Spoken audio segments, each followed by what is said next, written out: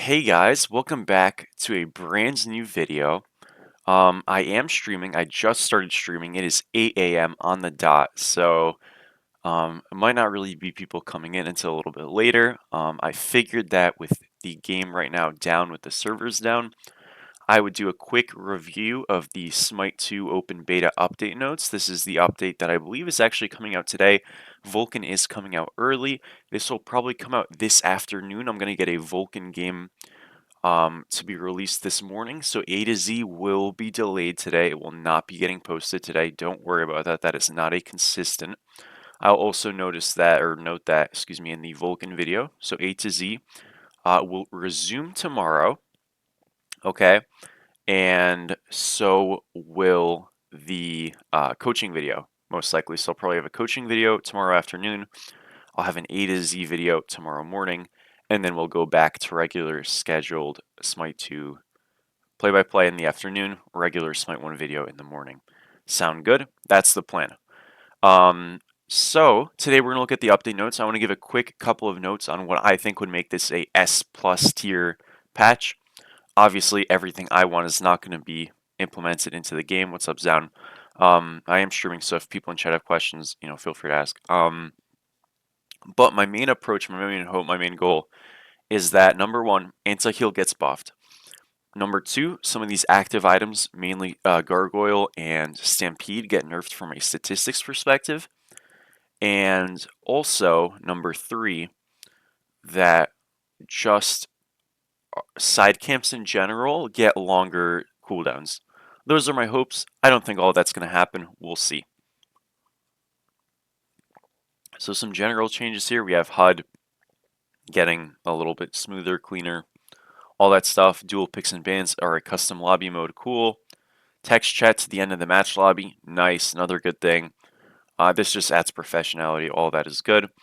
Okay, conquest changes. So now provides strength or intelligence, which depending on whichever is higher. From what I remember, I think it provided just a little bit of both. Now it's just one. So the idea with this here is hybrid scalers. We're getting way more value off of things like purple and off of things like fire. This brings a little bit more parity. I think what's interesting about this is the best gods in the game typically weren't always hybrid scalers. Like I think of my top meta characters, and they might have some hybrid scaling, but you look at your top ADCs, Uller, Medusa, you look at your top, well, I guess Medusa has some intelligence, alright. But a lot of your characters actually didn't have hybrid scaling. I don't actually think this like makes hybrid scalers bad or anything like that, but I guess it's just interesting. I like that they're trying to add some more parity. I think this is cool. Layout update. Increase the height of some islands to block signs. Okay, so like for example, you can like go to certain rocks and just jump up and like pan your camera to see if the buff's up. Removing this, I think, is generally a good thing. And then some more length to block long lines of sight. Cool. So another good thing. Again, we're trying to make some of the map a little bit more closed off. Reduce the respawn time of side harpies by 40 seconds. Reduce base gold of the elder ones, which are the two big ones, by 7 gold per, which there's 2 of them, so 14 gold, and reduce the small side harpy base gold from 3 to 2. I believe there's 5 of those, so 15 to 10. So 5 gold plus 14 gold, that's going to be 19 gold, and then obviously 40 seconds more frequently. And then reduced also the gold scaling from +3 every 3 minutes to +1.5 every 3 minutes. So again, these are the side harpies in solo and duo lane. Okay, my initial thoughts on this. I think this is great. I talked about these needing to be nerfed. This was one of my constituents for this to be a perfect patch. And this is really good. I am wondering if this is too much. I said initially from a farm and cooldown perspective, I would kind of want to see, I haven't said this in this video, but I would kind of want to see one or the other. They went for the both approach, which I don't think is bad. I just think this might be too much.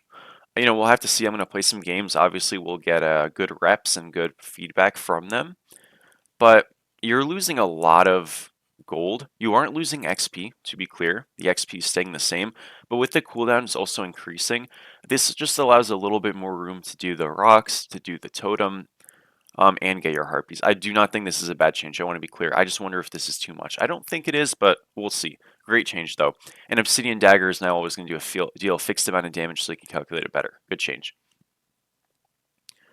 Okay, Joust and Duel. I think this is redundant and I don't care, but if you like about them, great. If you like about Aphrodite, great.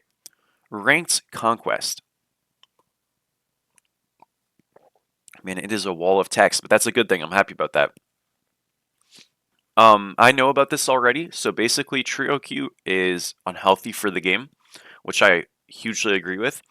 And to kind of make this less, incentivized, Trio Q is only going to be able to queue into another Trio Q. So Trio Q will always be versus another Trio Q. So that means you can solo queue and have a Trio Q on your team, but you'll always be against a Trio Q and vice versa. And also, the range is 1000 SR to make sure that you're closer together. And on top of that, let's say you have 3 people in a lobby. One person's at 4,000, one person's at 4,500, and one person's at 4,900. The MMR of the lobby historically would be averaged out. So it'd be about 4,400 for those 3 players. Now it's just a hard look at 4,900, and that is it, right? The lobby is just classified as the highest SR person. Good thing.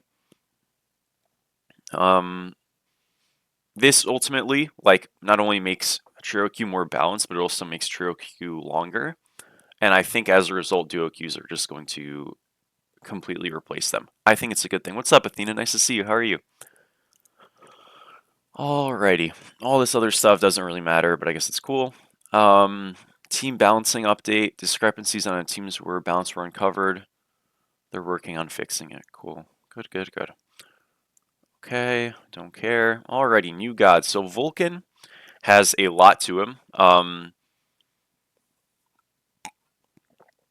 Because I have a Vulcan video coming out today, and the Vulcan video will be out by the time you see this, I'm not going to go over all of this. Please check out the Vulcan video. This character has a lot of nuances. Basically, he has like a upgrade path that's unique to him. That's got a couple of different efficiencies and all this crap. I won't even be able to go over most of it in the YouTube video. Please give time. If you want a full God guide for Vulcan, I'm interested in doing stuff like that, but please give me time. There is a lot here. I think a wall of text is unhelpful without the gameplay to show. The gameplay from the Vulcan video should be enough for now. Okay, yeah, there's a lot though. Hunbats as well, same idea. Releasing February 3rd, I feel like there's no reason to really go into him when he was showcased, and I think most of you guys have already seen how he looks. But Hunbats looks great. Again, when Hunbats comes out, we will have a full video detailing it. So I will be doing the same thing for him. Okay, cool. New aspects. So Vulcan's going to have an aspect. Being near one of your turrets grants you and your turret increased protections and health regeneration. Backfire, which is his first ability, and Magma Bomb, his third ability, have lower damage scaling. So we'll see how strong this is or how weak this is. I think the big thing to check for Vulcan is the scaling and the base numbers. So, for example, Tank Raw solo, why was it broken? Why was, for example, Thor generally better with full defense, and why is he still? Well, it's because their base numbers are really high and their scaling is not great. So actually, the aspect kind of eliminated the necessity to build low scaling. Like Tank Raw was already better than Damage Raw, and as a result, the aspect made him really good. Check for Vulcan's numbers. Smite 2 has had a consistent issue where they've made base numbers too high and scaling too low. If the scaling is not great on Vulcan, try to cross compare it with like a character like Ra. And if the scaling is rather low and the base numbers are rather good, this is going to be extremely strong. If not, Vulcan's either going to suck or he's going to be a true mage if his scaling's high. So that's the thing to check for. Don't know how good this is. We'll see. Hunbats, his passive instead of doing extra damage is going to slow. Again, we will have to see his scaling, but this could be extremely good. And his overhead smash will stun. I think this character is going to be viable as a solo slash support with this. So I'm excited. Maybe even tank jungle. I think it's cool. Sobek gets one as well. Charge Prey, his dash, passes through all targets and knocks them forward. I don't know if this is like a Hercules knock forward or like a Sun Wukong Ox knock forward, but it's still cool. And then Sickening Strike, which is his third ability, cooldown reduction. Now additionally triggers off jungle monsters. Um, but healing is halved. I don't know what that means. Sickening Strike cooldown reduction now additionally triggers. Does this have cooldown reduction on it? I don't know anything about this. I haven't read Sobek's kit. I know he got a little bit changed. I didn't know he had cooldown reduction in this kit. It Off jungle monsters. So no, it does not mean minions. So just jungle monsters. This is like, okay, I guess this is trying to be a Sobek jungle aspect. It seems like this dash is more like a Sun Wukong one because it doesn't seem like you're getting stopped, right? It passes through all targets. This is gods and minions. So they're trying to make Sobek jungle a thing that's playable. And the idea is like your dash doesn't lock you in place. Because if you build any damage on Sobek, what is the historical big issue? Well, it's that if you do it, you root yourself with your just pluck and you just get killed. So it sucks. What's up, Potato? Nice to see you. I'm just doing a quick review of the patch and then we'll get into games. Ares aspect. So Call to Arms, which is this too, no longer grants protections or affects allies. Instead, he empowers the shield for his next basic attack. That stuns the target and spreads damage to nearby enemies. And it does 30 to 50% of empowered shield hit, stun duration, and it can apply basic attack effects. So, I gotta be honest, I don't think this one is very good. We'll have to see in gameplay for all of these, but this one looks pretty shit to me. Ares sucks, and without him having protections or any like ally effect, I think Ares' biggest issue is he doesn't feel tanky. You can build this in solo, but like why? When would you play Ares solo or jungle? But like having an aura is very valuable. That's the only thing Ares had to him. I just feel like he just dies with this. I feel like this does nothing. I might be wrong. Like I hope I'm wrong. This makes it so you can in-hand cancel and do a little bit more damage with like poly and defense and stuff. You go like hybrid. I just don't think this god's good. I don't think this helps. It's cool though. New starter items. Gilded Arrow. 25 basic attack tower. That is a ton. 8% lifesteal. That is also a lot. And the same passive as before. But this looks really overpowered. This attack speed increase and this regular basic attack power seems way too high. I think this item off stats alone is overpowered. And then upgrade is going to be similar to Diamond Arrow, except it's like a hybrid of both. No, excuse me, it's more like Gilded Arrow. Wow, this looks really strong, and stats are great, and then also basic attack damage is increased by 20% when hitting someone who's over a set distance away. So this is basically like max range auto attacks. But yeah, I don't know. I would expect to see this basic attack damage is increased, get nerfed and slash removed. This isn't really a good thing to have in my opinion because if you're a frontliner, if you're just hard inting on a backliner to do damage or to zone them, that's really stupid. That's not how you're supposed to play the game. A lot of the time you're playing around corners, you're playing around walls. You get like some kind of, let's say you're playing chalk for example. You use your 1 and then you use your 3. You're doing that from a distance. You're not just going to dash on them and 3 them all the time. Sometimes you will. But getting punished by taking more damage just for spacing well, in my opinion, is very stupid. I think this will almost certainly get removed. But fine. Okay, so that is it for new stuff. My thoughts on the aspects is the Vulcan one looks like it will probably be good. Hunbat's one will be good. Sobek one probably trash, but I like that they're adding ones on new old characters. Ares one definitely trash, but they're adding stuff on old characters. Cool. Gilded looks way too strong. Like, sorry, way too strong. So this needs to be nerfed already. Anyways, balance for the game. What's up, Renekai? I will after Piccolo. Yeah, it is 8 a.m. for me right now, 8:15. So it is quite early. Okay. So, item nerfs. Now, I said I wanted Stampede and Screeching Gargoyle nerfed, and we're going to see both of them nerfed as the first two things. So, Stampede, losing 10 prots, active buff duration, from 6 to 4 and removed the attack speed buff. Um, so for Stampede, I don't think this kills the item, but it definitely hurts it a lot. I said I wanted to see stat nerfs, not active nerfs, because I think the active is super duper fun. They decided to go for both. Now, I would rather see the stat nerfs nerfed harder, but no active nerfs. So they decided to kind of go half and half. I don't think this kills Stampede. Does it make it so that ADCs are building Stampede with the full damage build? Probably not.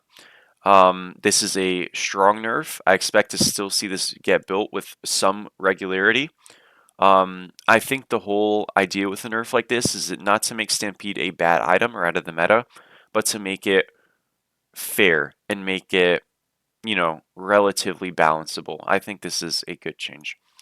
Gargoyle is going to get nerfed as well, actually nerfed less hard than Stampede, which I'm a little bit surprised by. I think Gargoyle is actually a more unhealthy item for the game in terms of like being overpowered than Gargoyle, but I guess Stampede's more frustrating and Gargoyle has more skill application, so it's going to get nerfed less hard. 5 less cooldown rate, that's not super significant, but it is important.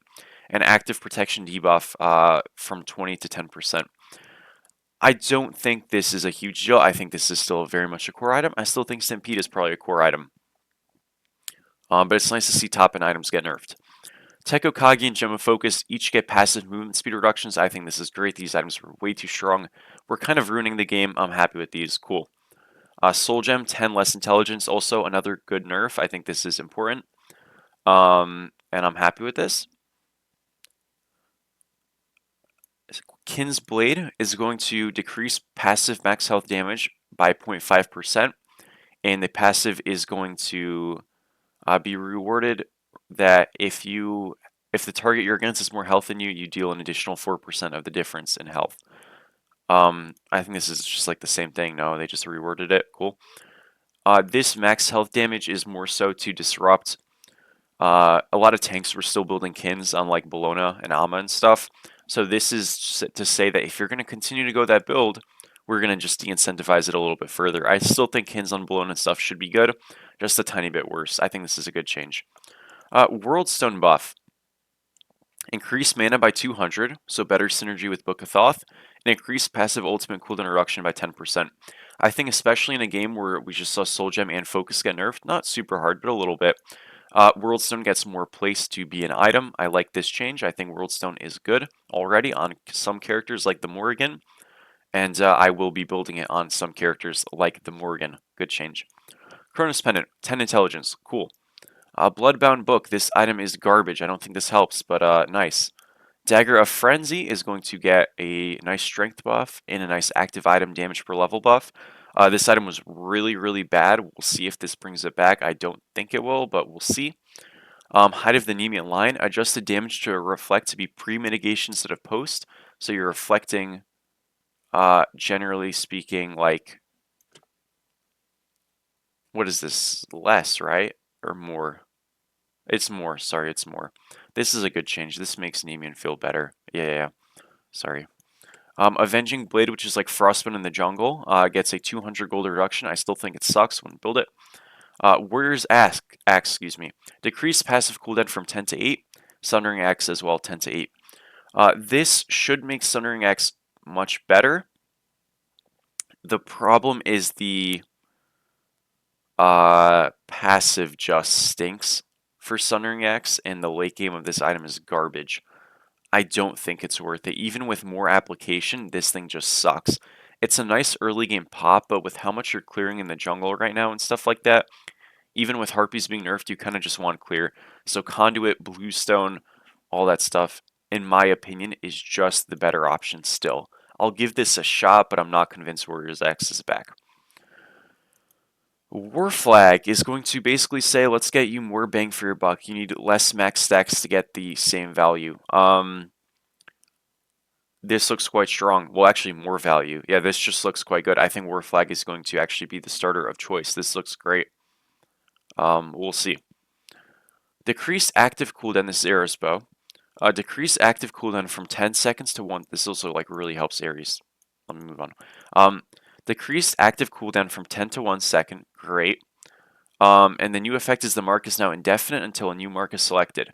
This significantly helps. Arrow's bow went from being awkward, I had in the Cupid video last night. This goes from being awkward to being very cool and very strong. I think this is a good item now. And I think characters like Bologna and Solo, I think characters like Cupid with the aspect in solo lane, I think potentially characters like Amaterasu can now use this very well and be strong. I like this item now. It felt very awkward with how it was before, and I like these shifts for sure.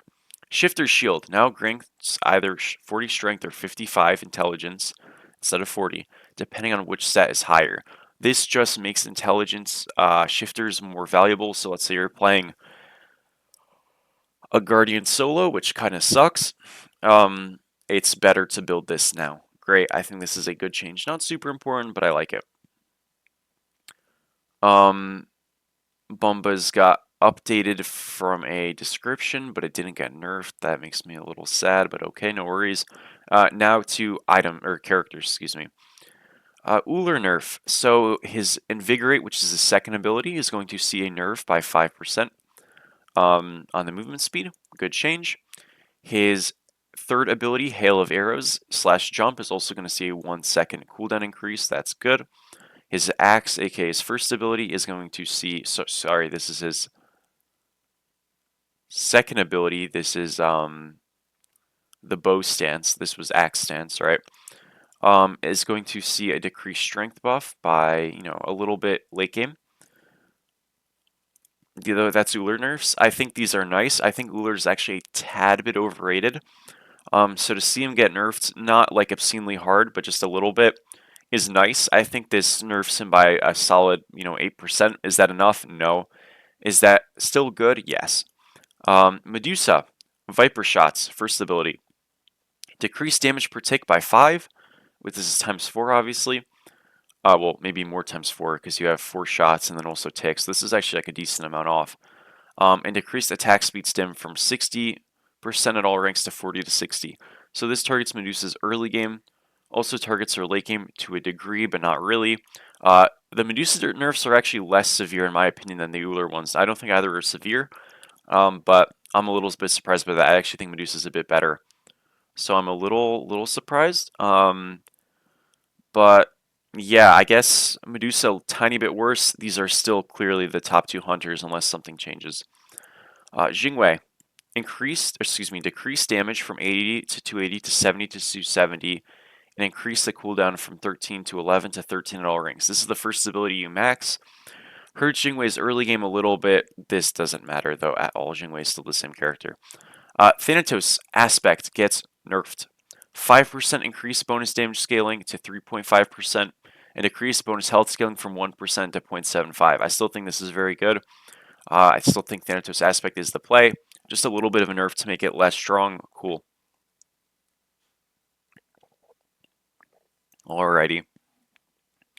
Hecate, Triplicate Form. Decreased bonus damage from 10 to 30 to 10 to 22. Cool. Plus the int scaling. And Spell Eater, which is her 2. We're going to decrease some of the damage scaling in, and some of the cooldown we're going to increase.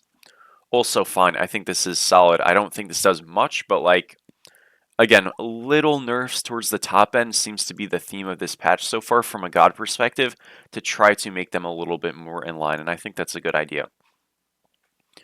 Aladdin, decreased dash damage from 65% strength and 75% int to 55 and 65, so this really already is trying to target strength a little bit.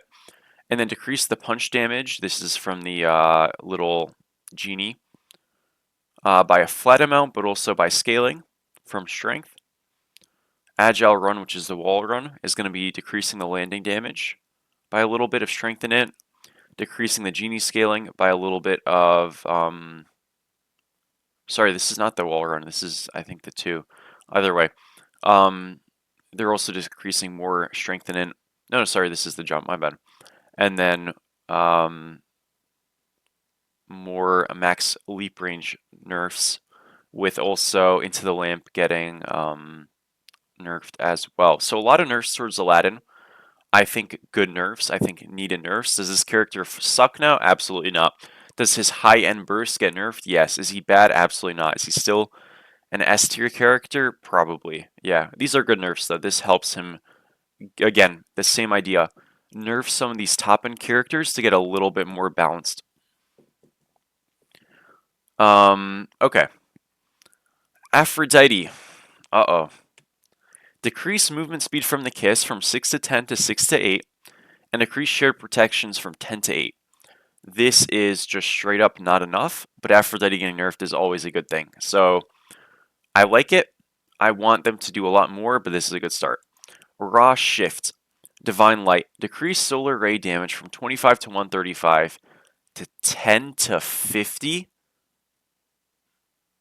Increase the solar rage damage scaling from 55 to 85%. And so this is a very, very, very, very hard target towards the aspect. And man, I think they might have like killed this shit. This is absurd. Now you still have your ultimate. You still have your Solar's Blessing, which is your 3. This is your 2, mind you. You still have your 1 base damage, which is decent. I think killed it might be severe, but this is significant. I mean, this is like less than half. This is like 40%. Yeah, Divine Light is the 2, no? I want to... Hold up. Let me make sure. I want to make sure I'm correct on this. This is the 2, I believe. This is what you're supposed to max first in solo. Yeah, this is your 2. That's a huge nerf. This does not make him stronger late. This makes him stronger late if you're building full damage, which full damage raw has never been an issue. Like, yes, okay, if you build full damage, it does make him stronger late. But this is ultimately to eliminate tank raw and make tank raw worse, which is great. This is a good change. He will be good with... He will do more damage with full damage on Divine Light, but that's not a problem because nobody cares about raw full damage getting better. Everyone cares about raw full tank getting worse. So this is a great change. I don't know if this kills raw solo. I think with Gargoyle getting nerfed, with Stampede getting nerfed, those things continuously, compound and do hurt him. Is this enough? I think probably. We'll see, but this definitely hurts raw solo a big end. Okay. Poseidon buff. Tidal Surge is going to get a revert, just doing a little bit more damage. Whirlpool also, more int scaling. And Release the Kraken, more int scaling. Does Poseidon still blow? Probably not. I mean, these are nice little buffs. I don't think this makes the character great, but if you like Poseidon, felt like he was a little bit underwhelming, which I think is a fair take, I think this is helpful. I don't think this does enough to make him like great, but this is a nice thing to see. I think this helps. Especially with, like, I would imagine Poseidon to be pretty good into Vulcan. I feel like this is kind of nice to see this being buffed before Vulcan gets added. Cool stuff. Bacchus buff, Belly Flop, is going to have a decreased cooldown by a second. And then his burp is also going to have decreased cooldown. This is great. Bacchus sucks. Does he still suck? Yeah. Does this help? Sure. Soul buff, Radiance, 35 to 135, now to 45 to 145. I just want to be sure this is her 2, I believe. Soul is like one of the worst gods in the game, so any soul buffs are really good. This is her 2, I believe. Oh, this is her 1. Oh, okay. So, a little bit of base damage increase and a cooldown reduction. Stellar Burst, fixed an issue where this ability would consume poly when thrown. That's weird. And then damage reduction. Her ultimate got super buffed. It does a lot more damage now.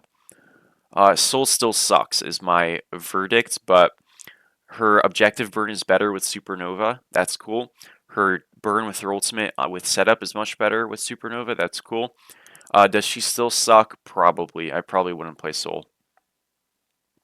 But Shifters is better on her, so if you pulled Zeus or Soul and you go Shifters, I mean, that's nice, I guess. I don't know if you should play Soul, though.